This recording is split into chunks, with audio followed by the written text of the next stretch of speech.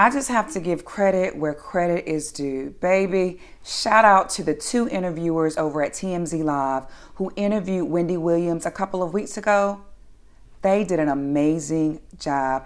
They did the best they could with what they were working with, and it was spot on.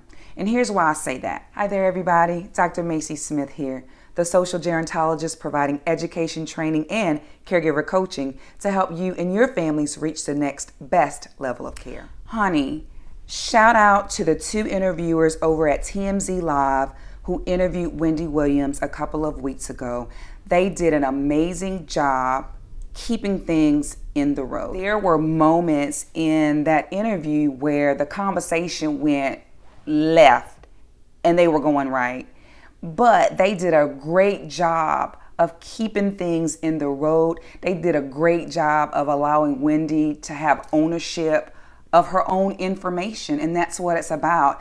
The interview and the conversation was still a little difficult to follow at times.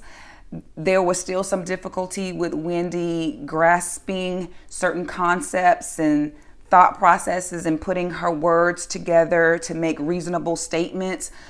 But all in all, we understood what was happening. And, you know, that interview just reminded me of how we all should practice compassionate communication when it comes to people in general, but especially people who you can tell are having difficulty with cognitive loss or cognitive impairment. It may be dementia, it may not be dementia, but cognitive impairment is cognitive impairment. It's going to affect the way someone communicates their needs, desires, and wants. And so it reminded me of how we should have compassion and patience when we're communicating and engaging with someone with cognitive impairment, MCI, or dementia.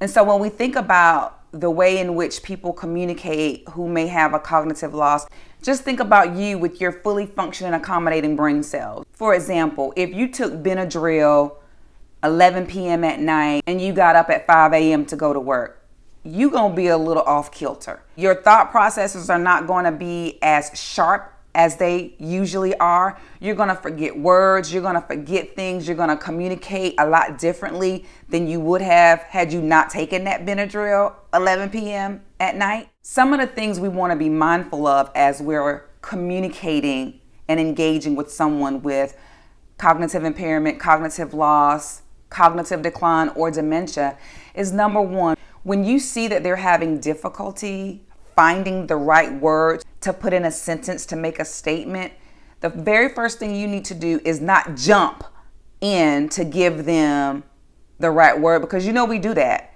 You know, people who don't have or are not experiencing cognitive decline, we want to take control of the situation.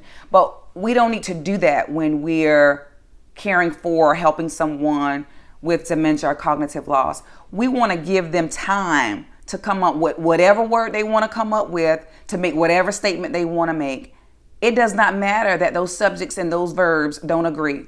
That ain't your business. The fact that they're able to communicate whatever they want to state and however they want to state it is their business, not yours. And so you receive whatever they give you. You nod, you smile, you react and respond to their nonverbal cues. If they're speaking to you and they're in a good mood, then you respond to them in a good mood. So give them time to come up with their own word. They might surprise you. They may come up with the right word. Even if they don't, they're doing it themselves and they're independent. We have to ensure that they maintain their independence for as long as feasibly possible. Their independence, not yours. Now, if they're getting frustrated because they cannot figure out the word, then yeah, you may assist them with word find, but wait until they give you permission to do that. Stop jumping in and trying to control everything. They don't need that, nor do they want that. In fact, that makes the situation worse because they're going to meet you with resistance because that's what you're giving them.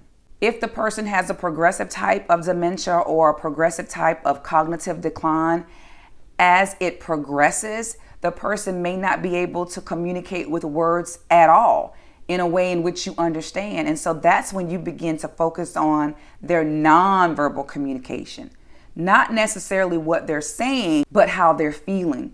You're going to start focusing more on their emotions and their feelings as opposed to the words that they say and their behaviors, the things that they do.